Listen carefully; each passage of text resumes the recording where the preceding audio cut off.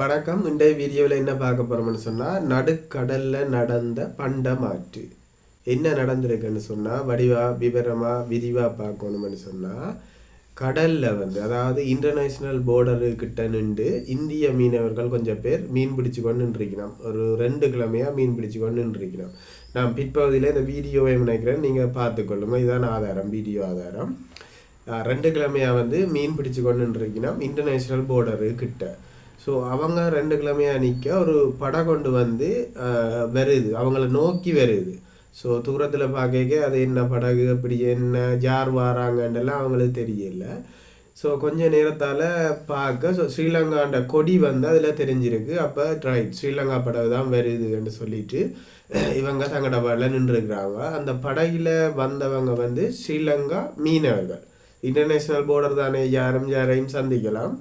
அப்போ அந்த படகில் வந்தவங்க என்ன செய்திருக்கிறாங்கன்னு சொன்னால், இந்திய மீனவர்கள்ட்ட பீடி இருக்கான்னு கேட்டிருக்கிறாங்க. இதுதான் அந்த நடுக்கடல் நடந்த பண்டமாட்டு.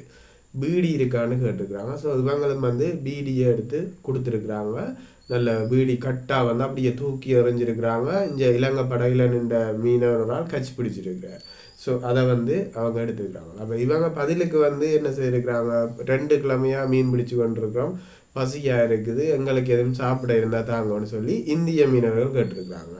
அதுக்கு வந்து இவங்க என்ன செய்திருக்கிறாங்கன்னு சொன்னால், ஒரு 2 பிஸ்கட் பேக்கெட்டை தூக்கி எறிஞ்சிருக்கிறாங்க. அது வந்து மஞ்சி, நாங்கள் சொல்லுவோமே இங்கே உப்பு பிஸ்கட், அந்த பிஸ்கட்டும் மெலிபன் பிஸ்கட்டும், அதை எடுத்து இந்திய மீனவர்கள் சாப்பிட்ருக்குறாங்க. இந்த வீடியோ வந்து என்னத்தை எடுத்து காட்டுதுன்னு சொன்னால், கடல் தான் வந்து இலங்கை இந்தியான்னு சொல்லி எங்களை இந்த தேசத்தை எல்லாம் பிரித்து வச்சிருக்கு.